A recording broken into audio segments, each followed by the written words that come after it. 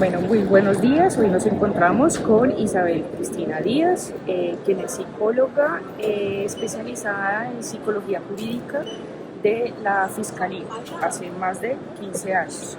Muy buenos días y muchas gracias por acompañarnos hoy, Isabel. Bueno, el primer interrogante que tenemos es cómo comenzó su carrera en este campo y si puedes contarnos información más o menos de cómo ejerces la función de psicóloga jurídica. Buenos días. Mira, pues realmente el gusto por la psicología jurídica empezó en la universidad, en el momento en que para conocer, o sea, era como un campo nuevo. Soy egresada desde el año 2001, entonces para ese momento se sentía como un campo nuevo la parte jurídica. Comencé a ejercer en programas de prevención, trabajaba con jóvenes.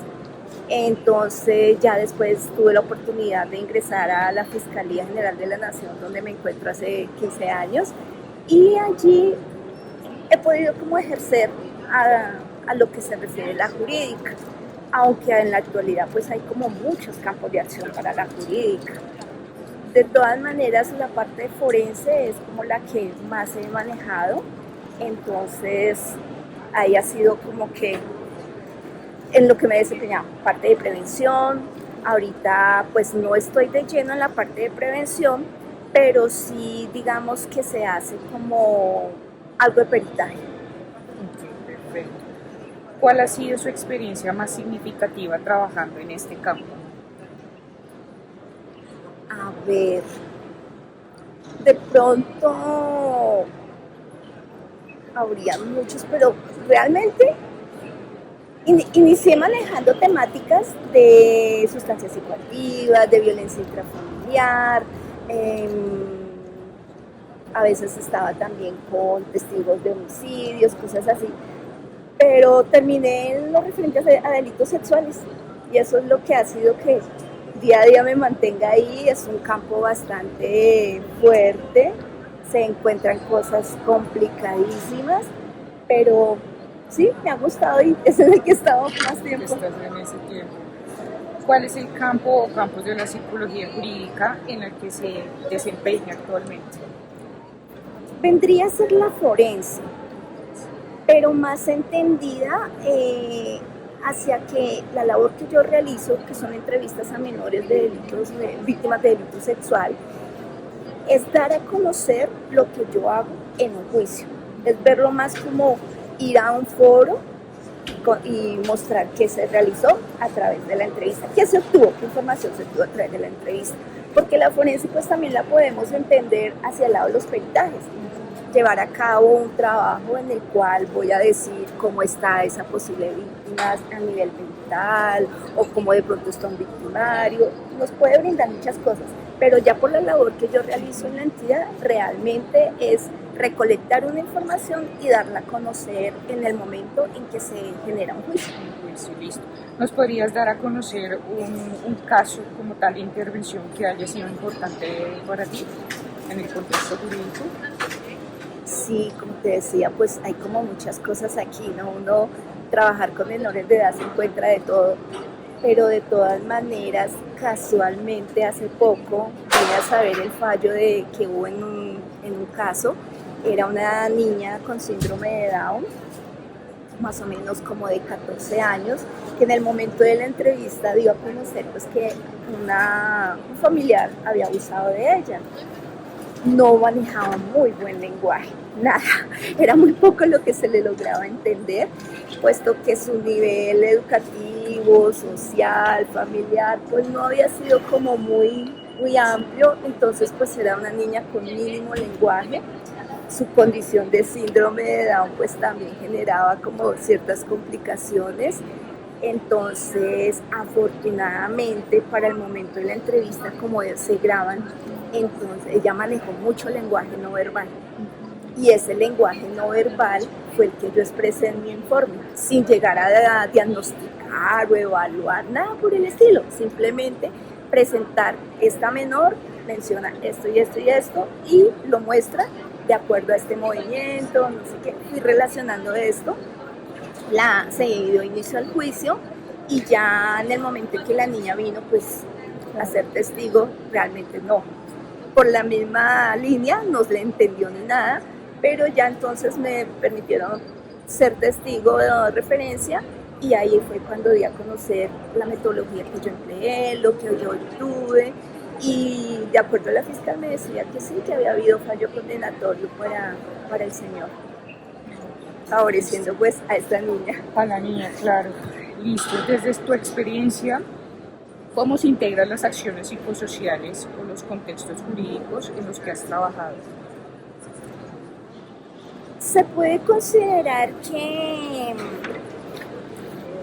este campo permite hacer evaluación a las víctimas, a los victimarios, dar a conocer si una persona presenta como ciertos rasgos para poder decir si él puede estar cometiendo ese delito o el delito que le están imputando realmente si lo pudo haber cometido, porque sus características personales, familiares, bueno, una cantidad de cosas que uno en esto le puede encontrar, habría esa posibilidad de hacerlo. Yo no lo hago directamente, pero sí tengo como el conocimiento, cuento con esa especialización en psicología jurídica y forense. Entonces, en cuanto a entidad, pues nosotros no lo podemos manejar, no se nos permite, pero sí hay mucho campo de acción en esto. Aquí, por lo menos las defensas que a veces vienen con psicólogos forenses, presentan unos peritajes muy amplios porque realmente es mucho para trabajar, a nivel país también habría como mucho para hacer, entonces sería un campo súper interesante de trabajar para poder realmente uno, por medio de la información obtenida a través de unas pruebas psicotécnicas, llegar a decir o darle a entender a este sistema jurídico algo así como el porqué de las cosas, hacerles entender muchísimo mejor y no solo considerar esta persona es culpable porque se le comprobó de que cometió tal delito y ya entonces podemos generarle una pena y estar intramural, estar de otra manera. No solo eso, sino también poder considerar que de acuerdo a lo que uno encuentra, a estas personas realmente se les puede brindar después un trabajo totalmente diferente, ya sea que a los menores víctimas se les brinde la atención en psicología o de otros profesionales que a veces se requiere, y a los victimarios también. No es solo pensar en que una persona por estar intramural ya cumplió y va a cumplir y va a cambiar. No, hay muchas cosas que desde la psicología y psicología forense podemos abordar. Puedes abordar esto. ¿Cómo manejas la intervención psicológica en casos que involucran tanto en estas necesidades legales como psicosociales desde el campo que desempeñas? Ahí básicamente sería realizando las diferentes evaluaciones psicológicas, haciendo uso de las baterías con las cuales uno pues puede llegar a confirmar cómo es el estado mental de la persona para sí mismo delinear qué es el trabajo que uno puede llevar a cabo. Como te digo, esa parte no la estoy trabajando actualmente, pero sí veo que esa sería como la forma de hacerlo. ¿Cuáles son los principales retos que has enfrentado al trabajar en intersección entre psicología y derecho y cómo lo has abordado? Bueno, pues a veces los psicólogos somos como muy dados a que todo lo que encontramos en nuestro trabajo, pues darlo como a conocer, ¿no? Me refiero como ver esa necesidad de que, oiga, entienda de que esto está pasando por esto y esto, las causas, cuáles son sus consecuencias y cosas así. Y en esta parte de forense sí hay que manejar mucho la imparcialidad. No puede uno irse o solo para un lado o solo para el otro, sino estar como en el centro y terminar aportándole a ambas partes, a lo que sería un fiscal, a lo que sería un defensor, porque realmente hay cosas que es de lado y lado que uno debería estar considerando. Y lo más grande, mucha confidencialidad. Claro. Hay muchos casos que, más aún cuando son menores de edad, se requiere que haya mucha confidencialidad, hasta en el mismo ambiente laboral. No de pronto uno ponerse acá a comentar, uy, que encontré tal cosa, que no sé qué, no, porque realmente no todo el mundo a veces lo toma como es y termina siendo como el chisme de pasillo cuando uno a veces, hasta uno de psicólogo quiere desahogarse de cierta manera y Claro. así sea con un comentario, pero sí en este ámbito se debe manejar mucho la confidencialidad. Listo. ¿Cómo influye el sistema judicial en las decisiones que toma como profesional psicosocial? ¿O como qué tensiones has encontrado entre los objetivos legales y psicosociales? De pronto hacia la parte ya de una decisión, que son las que ya toman realmente los jueces. El fiscal va y presenta sus pruebas, da a conocer sus cosas, pero ya como tal es el juez el que da el cierre al caso, por decirlo de alguna manera sencilla. Entonces el ver que uno desde lo que, información que ha logrado, de lo que ha obtenido, ha observado con las diferentes labores realizadas, así sea una entrevista, aplicación de una batería, poder darle a conocer a un juez, a darle más que conocer, darle a entender el porqué de una situación. Eso de pronto a veces genera como un choque, porque pues los jueces ya están cegados o ceñidos a que o es verdad o es mentira, pero uno como que de pronto les puede llegar con decirle hay una probabilidad, porque la verdad la puede tener solo la persona que está generando la información o entendida como víctima o hasta de pronto el victimario. Pero uno llegar a generarles, no, es que hay una probabilidad de que ese hecho se haya presentado por estos y estos y estos y estos motivos.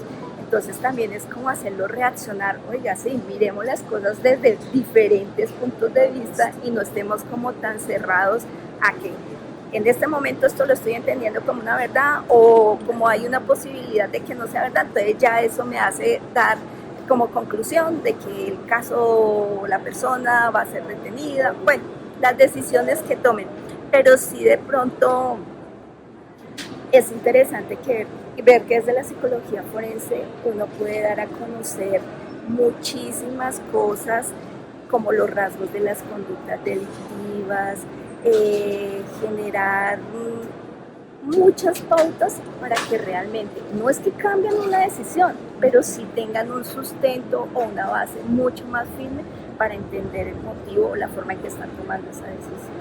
Claro.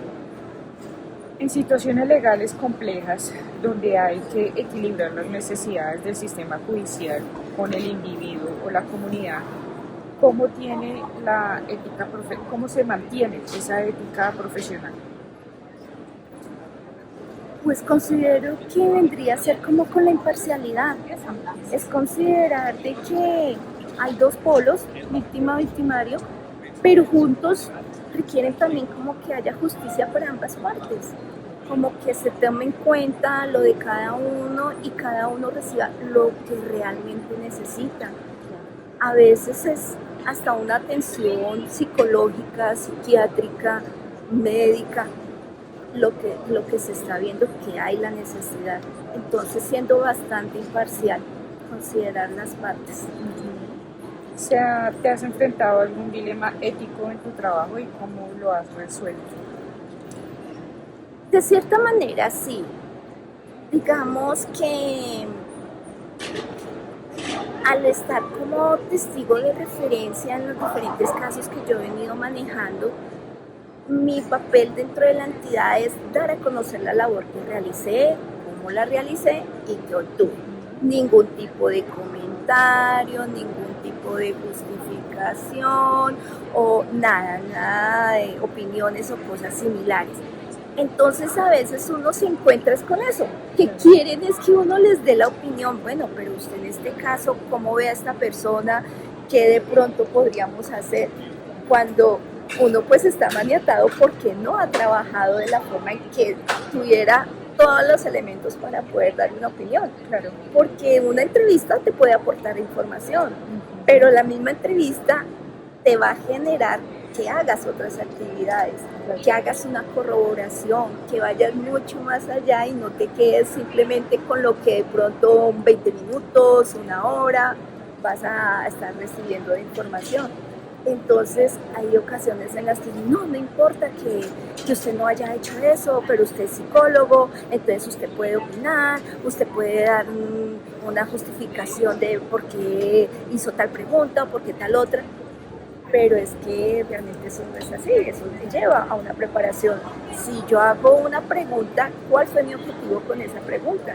Y la información que obtuve, ¿cómo la voy a continuar en la entrevista? ¿Cómo sigo teniendo más información o cómo amplío esa información que me están dando? Porque hay veces que, aunque las preguntas se buscan que sean siempre abiertas para obtener mucha información, hay veces que hay pequeños detalles que no están en esas respuestas. Entonces, sí es como entrar a jugar con eso. Ayúdeme en este caso porque es que yo veo que lo podemos manejar de tal manera y entonces necesito su opinión de tal cosa. Y es decir, no, yo como profesional no puedo hacer eso. Yo puedo hablar de lo que trabajé o de lo que hice o cómo lo hice y tengo mis límites. Sería un poco eso. Eso es, listo. En tu experiencia, ¿cómo puede el trabajo del psicólogo jurídico ayudar a generar cambios sociales positivos, tanto a nivel individual como comunitario? La parte de prevención a mí me parece muy amplia. Por lo menos hay programas en los cuales yo estuve en un programa que se llama Futuro Colombia desde la Fiscalía General de la Nación. En este programa se manejaba las entidades escolares en los grados 6 a 11. Entonces lo que se hacía era darles información a los chicos acerca de sustancias psicoactivas, delitos sexuales, daños ambientales, violencia intrafamiliar. Era hacer talleres con ellos y a través de esos talleres era formarlos a ellos para que ellos también hicieran la misma labor con su propia comunidad. Entonces me parece que la parte de prevención es muy amplia para trabajar, se presta para muchas cosas porque tú puedes tomar ambientes escolares, familiares, ir a muchas comunidades para llevar a cabo este trabajo. Se puede también pensar en hacer rehabilitación, lo que son también en la parte escolar. Uno desde cualquier actividad que realice en un colegio, una charla que vaya a hacer en un colegio, uno encuentra muchas cosas. Y más aún, por lo menos en lo que yo trabajo de delitos sexuales, se presta muchísimo. Ir a hablar a los niños, decirles que no permitan caricias negativas y dar una pequeña explicación, y cuando uno menos piensa, encuentra niños que o no están entendiendo bien qué es una caricia negativa, o es que realmente ha sido víctima y se sorprenden ellos mismos de decirle a uno, uy, mire, a mí me pasó esto, empieza uno como a encontrar tantas cosas. Entonces me parece que todo este ambiente escolar o familiar puede estar ayudando muchísimo. La parte de mediación de conflictos, ahora que en nuestra sociedad vivimos todos como irritados por todo, entonces considerar cómo llegar a hacer una mediación, cómo hacerla, son muchos campos de acción que realmente se prestan para trabajar. Yo pues solamente he trabajado en sí el de prevención, pero sí me parece que hay mucho más para trabajar. ¿Podrías darnos algunos ejemplos de programas o intervenciones que hayas liderado o que hayas participado en el tema de resolución de conflictos y protección de derechos? Pues con el que yo más he estado es, como te decía, con el de Futuro Colombia. Anteriormente había estado laborando prácticamente con la misma metodología de ir a los colegios, hacer actividades, y era más hacia la parte de mediación, solo en el ámbito escolar. Entonces, pues tendría más conocimientos acerca de esos dos, prevención o mediación. ¿Qué habilidades consideras fundamentales para un estudiante que desea especializarse en psicología jurídica? Bueno, ¿qué habilidades? Ahí es también entrar uno a evaluarse mucho. Claro. Entonces empezar uno a darse cuenta que necesita desarrollar habilidades de escucha, de análisis, de qué más te puedo estar diciendo, hasta de pensamiento crítico y casi que siendo muy neutral, porque a veces como que uno se inclina más por cosas emocionales y deja de lado lo que realmente es. No es simplemente que porque le dicen, ay, sí, es que ella es una víctima o que porque físicamente está presentando un golpe y entonces, ay, sí, pobrecito. No, es uno estar como muy en el centro y mirar todo el contexto para entender bien las cosas y ahí es donde se necesita hacer análisis y manejar la inteligencia emocional para lograr hasta una empatía, porque sí, claro, por más que sea, hay veces que tampoco los psicólogos nos encontramos con que nuestros usuarios nos rechazan. Ajá. Entonces sí, también llegarles bien a las personas para realmente generarles la ayuda que pueden estar necesitando. Así como nosotros, por ser psicólogos, somos personas, podemos encontrar un usuario que no, por X o Y motivo, como que no nos atrae, pero de todas maneras sí, la empatía también es muy necesaria para poder llevar a cabo un trabajo con una persona. ¿Qué consejo darías a los estudiantes que están motivados en trabajar en este campo, tanto como empleado o como independiente interesado en trabajar en bienestar social o de comunidades? Eso iría un poco, pienso yo, con las mismas habilidades que me preguntabas, porque digamos que en esto se hace necesario, y aunque pues no todo el tiempo, pero sí es el trabajar en equipo. Y no solo considerar equipo, o más bien, considerar que ese equipo sea desde diferentes profesiones. Por lo menos el ámbito forense se presta para eso, para que tú puedas también, desde la información que tú aportes, ayudarle a un médico, ayudarle al psiquiatra, se me escapan las profesiones, pero sí es considerar que cada uno lo que aporte ayude a un bien común y logre realmente llegar al objetivo que se quiere desde diferentes puntos de vista, así podemos ayudarle a una comunidad.